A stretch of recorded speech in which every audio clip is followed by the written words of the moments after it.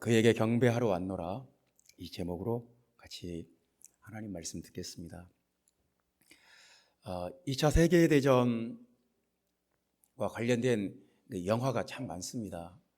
2차 세계대전에 관련된 영화 중에서 가장 많은 스토리가 그 유대인 학살과 관련된 영화입니다. 홀로코스트 영화, 신들러 리스트는 여러분 다 아시죠? 수용소에서 유대인들이 거기서 이제 가스실에 들어가서 막 그 집단으로 학살당하지 않습니까? 거기서 인간 이하의 취급을 받고, 우리가 그 영화를 보면 그 수용소의 그 참상이 적나라하게 드러납니다. 수용소가 얼마나 끔찍한 곳인가. 사람을 사람으로 생각하지 않는 곳이에요. 죽음의 공포가 지배하는 곳입니다.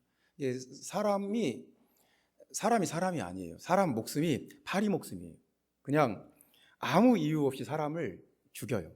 그냥 그 관리하는 그 장교나 그 수용소 관리소장이나 이런 사람들이 총을 들고 다니면서 자기 기분 나쁘면서 쏴 죽여요. 그래도 아무 상관없어요. 그러니까 그 안에 수용소에 수용된 사람들이 열심히 일을 해요. 막 뛰어다니면서 일을 해요. 열심히 해요. 아침부터 막 일어나서 왜 그러냐면 거기에 그 게으르거나 건강이 안 좋아 보이거나 그럼 바로 죽이거든요. 바로 가스실에 데려가기 때문에 죽을까 봐. 거기서 사는 것이 즐겁거나 거기서 하는 일이 재미있거나 좋아서 열심히 하는 게 아닙니다. 죽을까 봐. 혹시라도 자기가 이 관리하는 사람, 감시하는 사람들 눈에 잘못 띄어서 총으로 쏴 죽일까 봐. 아니면 가스실로 끌고 갈까 봐. 이 죽음의 공포 때문에 열심히 하는 거예요. 막 뛰어다니고 건강한 척하고 막 땅 파고 막 술에 실어 나르고, 그 속에는 죽음의 공포가 가득해 있어요. 죽을까 봐. 근데 이제 오늘 이 본문의 말씀에도 마태복음 2장에도 그런 죽음의 공포가 지배하는 그런 세력이 있습니다.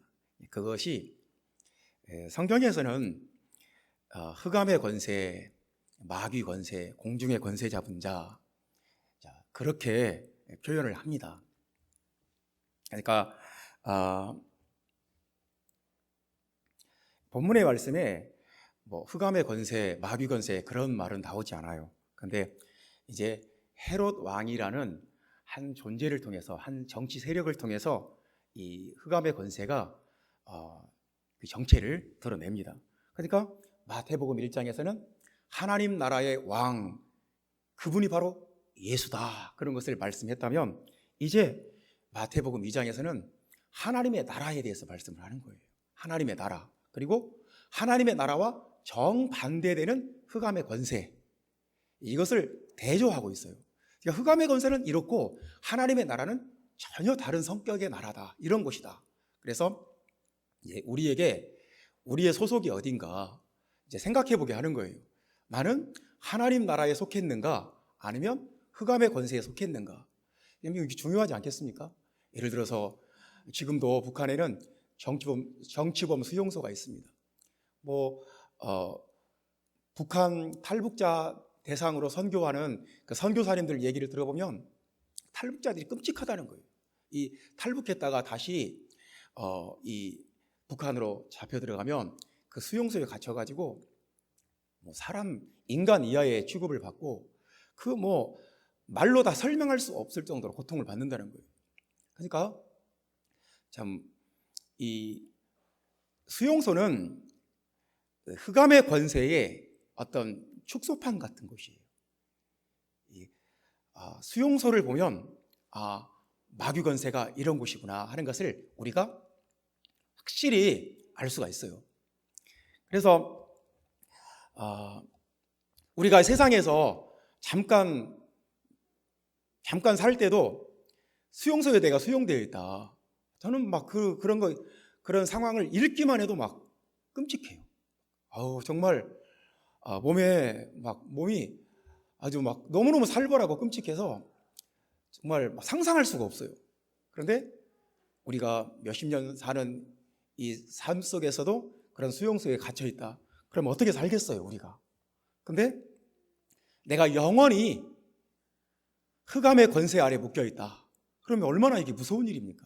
내가 영원히 하나님의 나라를 알지도 못하고 듣지도 못하고 하나님의 나라에 속하지도 않고 흑암의 권세 아래서 그 죽음의 공포에 시달리면서 죽을까봐 막 뛰어다녀야 되는, 죽을까봐 학대가 그 일상이 되어 있는 그런 곳에서 내가 존재한다면 그게 얼마나 무섭고 두려운 일이겠습니까?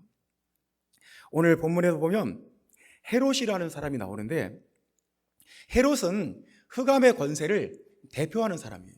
그러니까 흑암의 권세는 자기 정체를 드러내지 않아요. 내가 흑암의 권세다 하고 자기의 모습을 딱 드러내지 않아요. 누군가를 딱 드러내요. 누군가를 대신 자신을 대표할 누군가를 앞으로 딱 내세워요. 근데 본문에서 이 헤롯이 바로 그 흑암의 권세를 대표하는 사람이에요. 근데 헤롯이 주어로 많이 나와요. 헤롯이 13절 말씀에 보면 헤롯이 아기를 찾아 죽이려 하니 그럽니다. 그러니까 헤롯과 관련해서 헤롯이 주어로 나오면 꼭 죽음이라는 단어가 나와요. 또 15절 말씀에 보면 헤롯이 죽기까지, 16절에는 헤롯이 사내 아이를 다 죽이니, 19절에는 헤롯이 죽은 후에, 또 20절에는 아기의 목숨을 찾던 자들이 죽었느니라. 헤롯이 죽었다는 거예요. 그러니까 이 흑암의 권세는 죽고 죽이고 또 자기도 죽고, 이 죽인다는 말, 살해한다, 죽인다는 말이, 죽는다는 말이 본문에 이 5번이나 나왔어요. 그러니까 헤롯은 죽음의 권세의 앞잡이인 거예요. 죽음의 흑암의 권세를 이렇게 세상에 나타내는 사람인 거예요. 이 본문은 이제 그런 배경을 깔고 하나님의 나라에 대해서 말씀을 합니다. 그러니까 하나님의 나라만 말씀하는 것이 아니라 하나님의 나라와 정반대되는 이 흑암의 세력도 있다 하는 것을 말씀하고, 그와 상반되는, 그와 전혀 다른 대조되는 하나님의 나라에 대해서, 하나님의 나라가 어떤 곳인지에 대해서 우리에게 말씀하고 있습니다. 그래서 오늘 저와 여러분이 하나님 나라에 대해서 깨닫고, 하나님의 나라는 이런 곳이구나, 내가 그 나라의 속성과 그 나라의 그 특성을 알면 나는 지금 하나님의 나라에 있구나, 아니구나 하는 것을 알 수가 있습니다. 사랑하는 형제자매 여러분, 우리 모두 하나님 나라에 속한 자가 되기를 간절히 원합니다. 우리의 매일의 삶이, 우리의 존재가, 우리의 삶 전체가 참 이게 중요하지 않을까요? 참 우리가 이 큰 부분, 우리 인생의 영원한 부분, 이 큰 줄기가 중요하지 않을까요? 내가 지금 하나님 나라에 있는가, 아니면 흑암의 권세 아래에 있는가? 이게 여러분, 이런 것들이 우리 인생에 근본적으로 중요한 문제가 아닐까요? 조금 내가 더 성과를 더 낼 수도 있고 덜 낼 수도 있고, 조금 더 내가 부유할 수도 있고 덜 부유할 수도 있어요. 그런데 우리 인생에서 가장 중요한 것은 내가 하나님 나라에 속했나, 그렇지 않은가, 이게 가장 중요한 문제가 아닌가. 성경은 우리에게 그런 중요한 문제, 근본적인 문제에 대해서 우리에게 말씀을 하고 있습니다. 하나님의 나라는 어떤 곳인가? 여러분 오늘 같이 생각해 봅시다. 하나님의 나라는 예수님께 경배하는 곳이다. 이렇게 말해도 됩니다. 하나님의 나라에 있으면 예수님께 경배한다. 그러니까 예수님께 경배하는 사람, 경배하는 것을 중요하게 생각하는 사람, 경배하는 것을 좋아하는 사람, 예배하고 찬양하고 기도하고 하나님의 말씀 듣고 하나님의 임재 속에 들어가는 것을 원하고 좋아하고 그것을 귀하게 생각하는 사람은 하나님 나라에 있는 거예요. 아무나 그렇지 않습니다. 예배 드리면 뭐 하냐? 예배 드리러 교회 가서 도대체 뭐 하는 거야? 영화관 가면 재미있는 영화 한 편 볼 수 있고, 병원 가면 내 영양제 맞을 수 있고, 아니 내가 식당에 가면 내가 원하는 맛있는 음식 먹을 수 있고, 교회 가면 도대체 뭐 하는 거야? 그러니까 하나님의 나라에 속하지 않은 사람들은 예배를 몰라요. 하나님께, 예수 그리스도께 예배한다는 것이 무엇인지 알 수가 없어요. 근데 하나님 나라의 백성들은 예배가 중요하다는 것을 알아요. 예배가 인생에 가장 중요하다는 것을 알아요. 예배하는 것이 인생의 가장 큰 가치인 것을 알아요. 그래서 예배가 자기 생명보다 더 중요해요. 사랑하는 형제자매 여러분, 하나님께 예배하는 사람은 하나님 나라에 있는 사람입니다. 예배하는 하나님의 백성들 되시기를 주님의 이름으로 축원합니다. 그러니까 오늘 본문에 우리 2절 말씀 다 같이 읽어볼까요? 우리 2절 말씀 다 같이 읽어봅시다. 유대인의 왕으로 나신 이가 어디 계시냐? 우리가 동방에서 그의 별을 보고 그에게 경배하러 왔노라. 경배하러 왔다는 거예요. 여러분, 이 동방은 해 뜨는 지역 그런 말인데요. 예루살렘에서 동방은 저기 메소포타미아 지역이에요. 그러니까 시리아 넘어서 터키 넘어서 저기 지금 이라크쯤 되는 아브라함이 있었던 처음에 살았던 갈대아우르 아마 그 지역이에요. 그러니까 한 1400km 정도를 온 거예요. 여러분, 예배하겠다는 단 한 가지 이유, 관광을 온 것도 아니에요. 사업차 온 것도 아니에요. 아기 예수님께 예배하겠다는, 경배하겠다는 단 한 가지 목적으로 그 먼 거리를 낙타를 끌고 짐을 싣고 물을 싣고 그 수많은 시간과 또 경비를 들여가면서 예배하겠다는 그 단 한 가지 목적으로 예루살렘까지 왔어요. 경배하러 왔노라. 경배하러 왔노라. 형제자매 여러분, 하나님의 나라는 예배하는 곳이에요. 예배가 핵심이에요. 예배가 가장 중요해요. 하나님께 나는 예배하니까 나는 끝났다 이거. 하나님께 나는 예배하니까 나는 내 소원 풀었다 이거예요.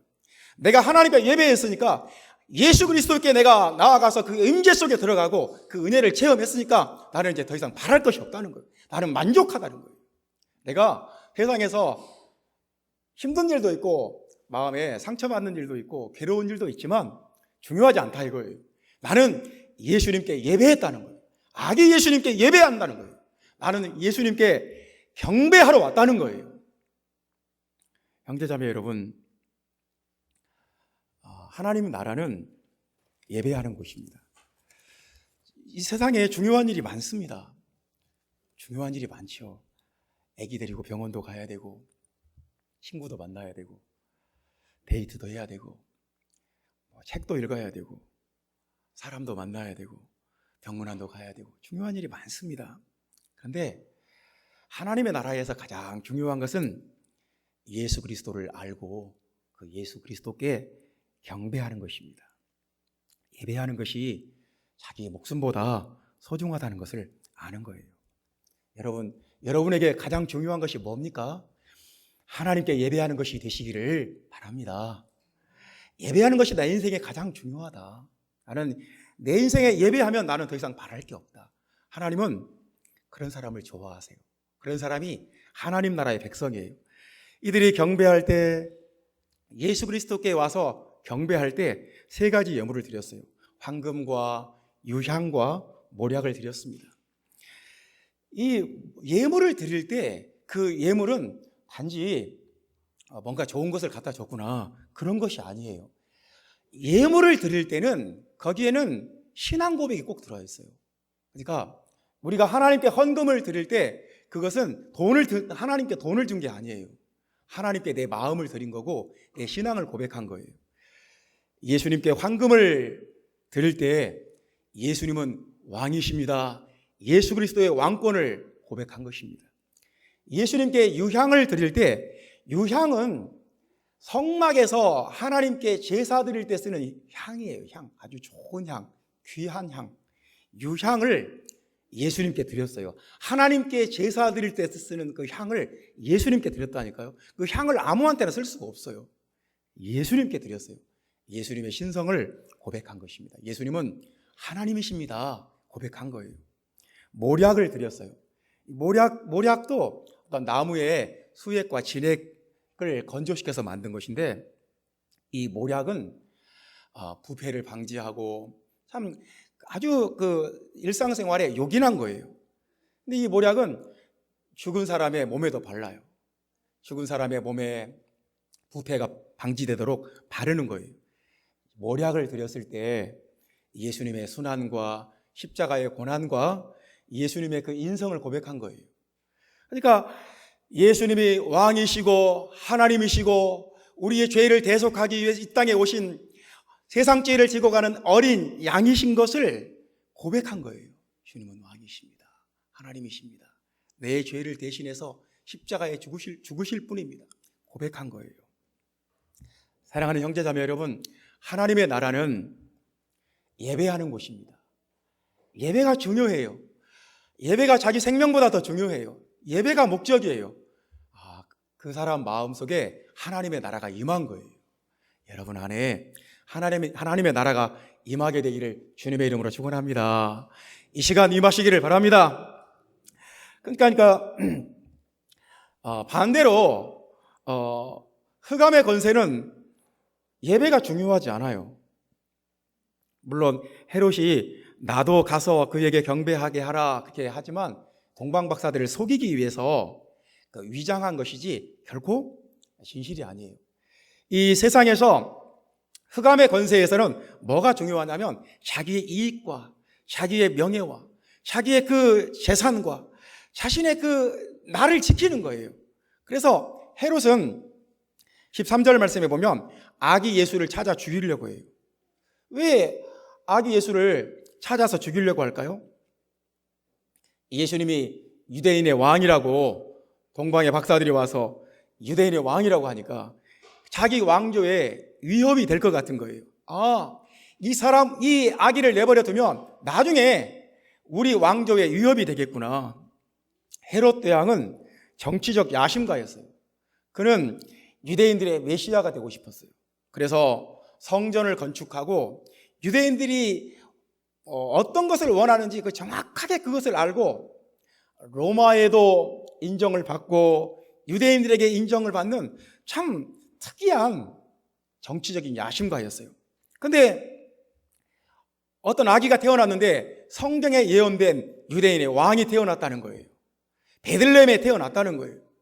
이 아기가 자라면 나중에 우리 왕조에 위협이 되겠구나. 우리 왕조의 이 왕권을 빼앗아 가겠구나. 그렇게 생각을 했어요. 그래서 자신의 정치적 이익을 지키고 그것을 유지하기 위해서는 다른 수가 없다. 이 아기 예수를 죽여야 되겠다. 그래서 이 헤롯 왕에게는 예수님께 가서 경배하는 것 아무 의미가 없어요. 자신의 이익과 자신의 목적과 그 수단과 방법을 가리질 않아요. 그래서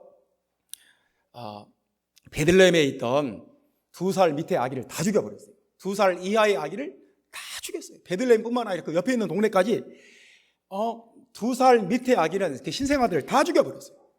왜냐하면 혹시라도 모르니까.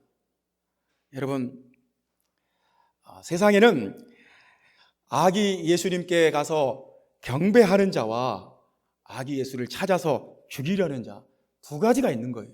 한 가지는 하나님의 나라고 하나는 흑암의 권세예요. 완전 달라요. 그냥 현저하게 달라요. 우리는 어떤 사람일까요? 도대체 나는 예수님께 나아가서 예배하고 기도하고 그 음성을 듣고 그 주님의 임재를 찾고 예수님을 경배하기 위해서 멀리서도 여행할 수 있는 예수님을 원하고 사모하는 사람인가? 아니면 예수를 죽여서 내 이익을 도모하는 사람인가? 나는 어디에 서 있는가? 성경은 우리에게 그것을 묻고 있습니다.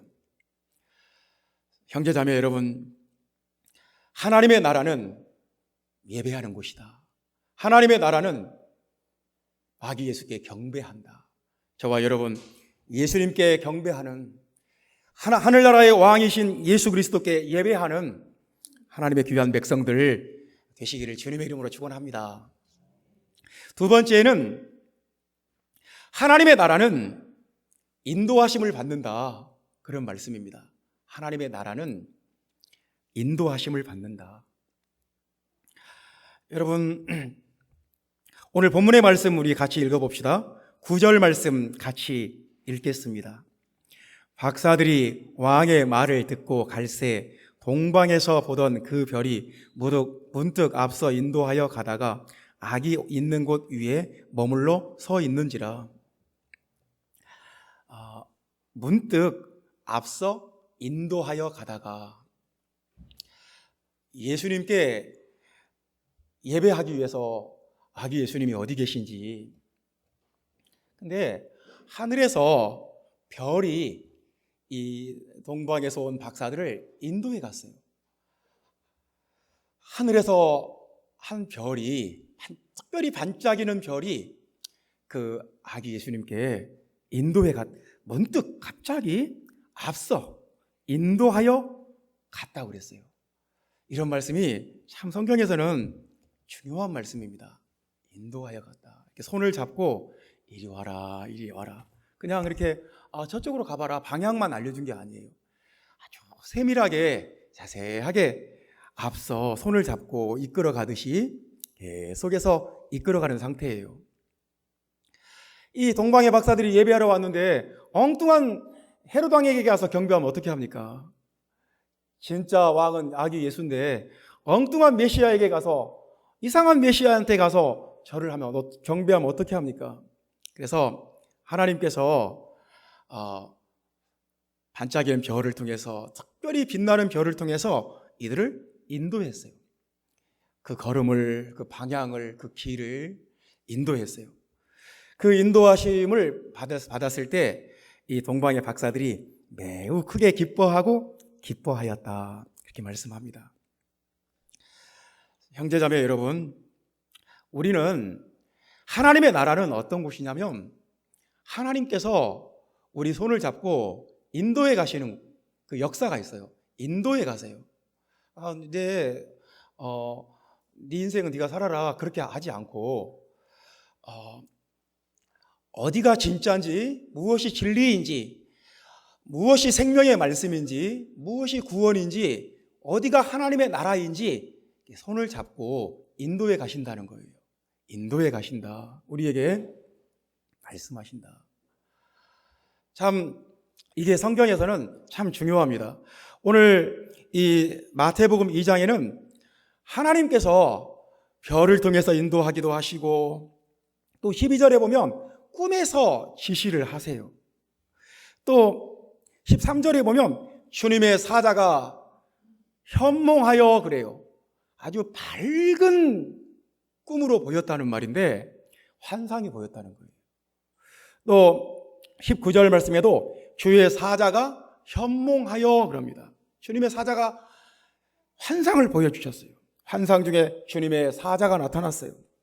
또 22절 말씀에 보면 꿈에 지시하심을 받아요. 자, 이런 말씀들이 마태복음 2장에는 특별히 많이 나와요. 하나님께서 어떤 위기 상황에 있을 때마다 지시를 하세요. 헤롯에게 가지 마라. 지금 헤롯 왕에게 가면 너희를 위험하게 하고 너희를 이용할 것이다. 그냥 도망가라. 또 주님의 사자가 환상 중에 나타나가지고 아기의 목숨을 찾는 자들이, 헤롯이 아기의 목숨을 찾으니까 지금 빨리 도망가라, 도망치게 만들어요. 그리고 주님의 사자가 또 나타나서 헤롯 왕이 죽었으니까 다시 그 나라로 들어가라. 또 갈릴리로 가라. 이런 세밀한 부분까지 하나님께서 지시를 해주시는 거예요. 그래서 만약에 하나님의 인도하심이 없었더라면, 꿈에 지시하는 것이 없었더라면, 환상이 보이지 않았더라면 아기 예수님 죽었어요. 마리아와 요셉도 죽었어요. 동방 박사들도 어떻게 됐을지 몰라요. 그 위기를 극복하는 유일한 길은 그 어려움을 극복하고 주님의 인도하심이 있었기 때문이고, 주님이 꿈의 지시를 하셨기 때문이고, 주님이 환상을 보여주셨기 때문이에요. 그러니까 하나님께서 나에게 주시는 그 어떤 메시지를, 하나님의 음성을, 하나님의 그 말씀을, 그 인도하심을 받는 것이 우리 삶에는 너무너무 중요해요. 그것이 없으면 우리는 안 돼요. 주님의 인도하심이 없으면, 주님의 지시하심이 없으면, 주님이 환상 주시는 것이 없으면 우리는 못 살아요. 신앙생활을 우리는 못 해요. 우리는 마귀한테 속아요. 마귀가 얼마나 강경한데요. 마귀는 몇천 년 동안 사람을 속여왔어요. 마귀는 우리 약점을 너무너무 잘 알아요. 마귀는 우리를 혼란스럽게 만들어버릴 수도 있어요. 근데 하나님께서 별을 통해서 인도하시고, 꿈을 통해 지시하시고, 환상을 통해서 깨닫게 하시고, 하나님이 여러 가지 채널로 자기 백성들에게 이렇게 저렇게 말씀하시는 거예요. 이렇게 해라. 지금은 이 길이다. 지금은 피해가라. 지금은 도망쳐라. 지금은 이런 상황이다. 자꾸 주님이 말씀을 주시고 인도해 가시는 거예요. 형제자매 여러분, 그것이 능력이에요. 하나님께서 나를 인도해 가시는 그것이 능력이라고. 능력이에요. 작년입니까? 올해 초입니까? 올해 초였겠죠. 우리 서대문구 아현동에 KT 그 지사의 그 통신구에 불이 나가지고, 화재가 나가지고 그 통신 케이블이 다 불에 타버린 거예요. 그래서 어떻게 됐습니까? 그 인터넷이 안 되고, 또 핸드폰 통신이 안 되고, 핸드폰이 다 목통이 되어버리고, 이 카드 결제하는 이 모든 가게들이 다 장사를 못했어요. 그것이 복구되기까지 어떤 사람은 어떤 데는 하루 장사 못하고, 어떤 데는 3일 못하고, 어떤 데는 일주일 못했어요. 그것이 복구되기까지. 통신이 이렇게 능력이에요. 그래서 통신이 통하지 않으면 우리 생활이 다 마비가 돼요. 음식을 주문할 수도 없고, 결제할 수도 없고, 친구에게 전화할 수도 없고, 뭐 지금 내가 어떤 상황인지 뭐 뉴스를 볼 수도 없고, 모든 것이 다 올스톱 되는 거예요. 통신이 끊어지면 모든 것이 스톱이에요. 그 통신이 뭔가가 통하고 가고 오는 것이 있다는 것은 능력이에요. 그렇지 않습니까? 그것이 끊어지면 다 끊어진다니까요. 장사도 못 하잖아요. 아무것도 못 해요. 마찬가지입니다. 하나님과 나 사이에 그 인도하심, 하나님과 나 사이에 하나님이 나에게 때로는 별을 보내주세요. 별처럼 빛나는 사람을 내게 보내주셔서 이 사람처럼 해라. 이 사람 말을 들어라. 그 사람 말을 들으면 그게 별이에요. 반짝이는 별이에요. 별과 같은 말씀을 주세요. 하나님께서 어쩔 때는 나에게 꿈으로 지시를 하세요. 이 길로 가라. 이것이 하나님의 뜻이다. 하나님께서 어쩔 때는 나에게 환상으로 말씀을 하세요. 지금 성령 시대에는 하나님께서 생수의 강으로, 성령의 감동으로 우리에게 교훈도 하시고, 책망도 하시고, 바르게 하시고, 의로 교육하시고, 우리의 손을 잡아 이끌어 가세요. 이 길이 하나님의 나라다. 그 길은 위험하다. 이 길이 복받는 길이다. 그 길은 위험하다. 이 길이 성공하는 길이다. 이것은 내가 싫어한다. 이 길로 가는 것이 옳다. 이게 하나님의 뜻이다. 그래서 하나님은 나에게 계속 메시지를 주세요. 하나님은 나에게 계속 별을 보내주시고, 나에게 꿈을 꾸게 하시고, 환상을 보게 하세요. 내가 그것을 필요 없다. 나는 그것을 원치 않는다. 그러면 우리 인생은 굉장히 위험해져 버립니다. 그래서 중간에 한번 길을 잘못 들어서 이 신앙을 버리고 믿음을 떠나버리고 다시 세상으로 돌아가 버리는 사람을 우리는 얼마든지 볼 수 있지 않습니까? 하나님의 인도하심, 하나님의 지시하심, 하나님이 보여주시는 것이 없이는 우리가 살 수가 없어요. 신앙생활 할 수가 없어요. 여러분, 하나님의 나라는 잘 터지는 곳입니다. 하나님의 나라는 잘 열려 있어요. 하나님의 나라는 잘 들리는 곳이에요. 하나님의 나라는 이 뭔가 막혀 있지 않아요. 하나님께서 여러분들에게 말씀하시는, 인도하시는 하나님의 임재와 그 음성을 듣는 그런 은혜가 저와 여러분에게 있음을 저는 여러분에게 선포합니다. 하나님의 나라는 그런 곳이에요. 계속해서 잘 통하는 곳이에요. 계속해서 잘 터져요. 계속해서 그 음성이 들려요. 힘을 주고 우리 마음에 밝은 빛을 주고 진리의 말씀을 비춰줘요. 그래서 그래야 우리가 하나님 나라의 백성으로 하나님 나라에서 살 수 있는 거지, 그것이 없이 우리 힘과 우리 지식으로 어떻게 하겠어요? 불가능합니다. 하나님의 나라는 잘 터지는 곳이다. 여러분, 이 말씀이 여러분에게 은혜 되시기 바랍니다. 세 번째 말씀입니다. 하나님의 나라는 하나님의 뜻이 이루어지는 곳이다 하는 말씀입니다. 하나님의 뜻이 이루어진다. 23절 말씀 다 같이 읽어보겠습니다. 나사렛이란 동네에 가서 사니 이는 선지자로 하신 말씀에 나사렛 사람이라 칭하리라 하심을 이루려 함이로라. 예수님이 나사렛에 가서 사는 것도 중요해요. 성경에 그렇게 예언이 되어 있으니까 나사렛이라는 동네 가서 사시는 것, 이 세세한 부분, 이 사소한 부분까지도 하나님의 말씀이 이루어져야 되는 거예요.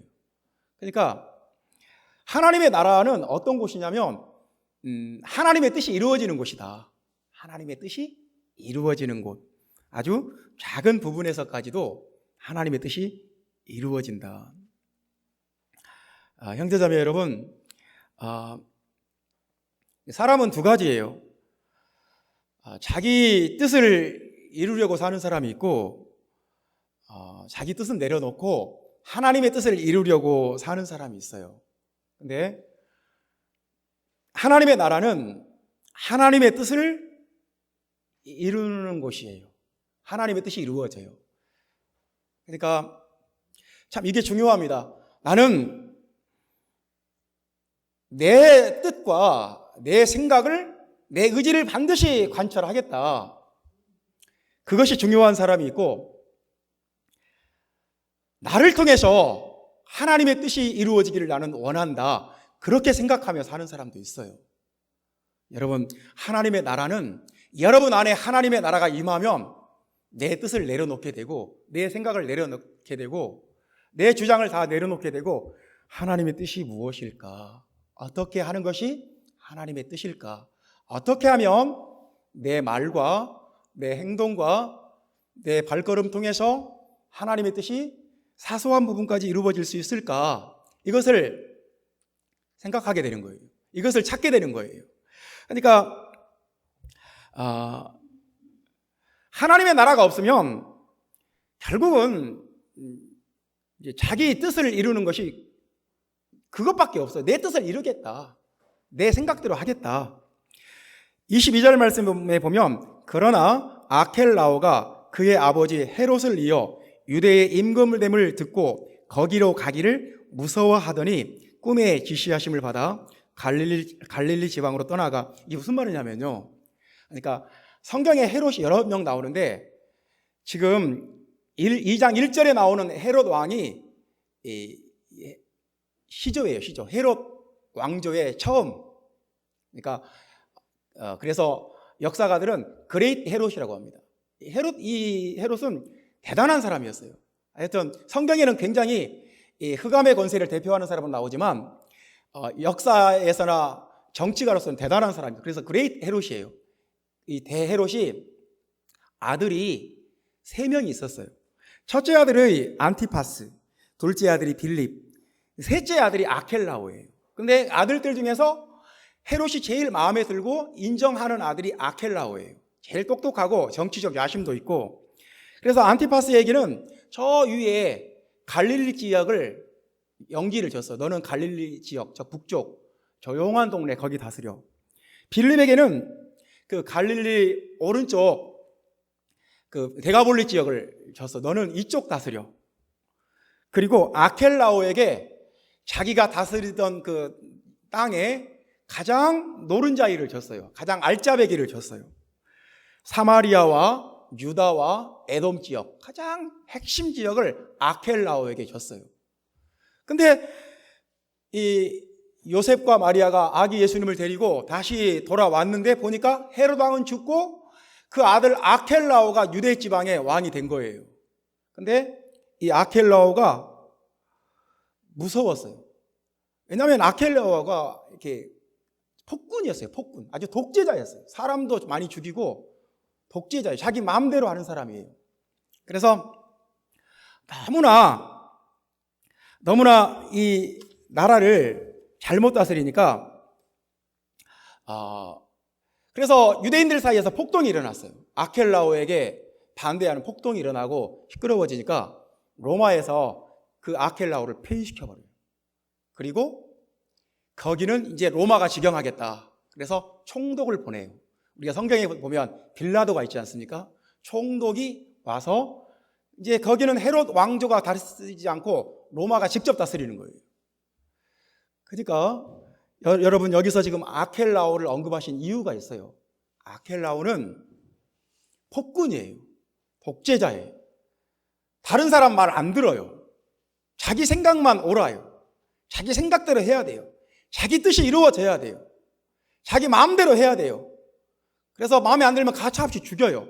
폭동이 일어났어요. 잘렸어요. 여러분, 우리가 둘 중에 한 가지입니다.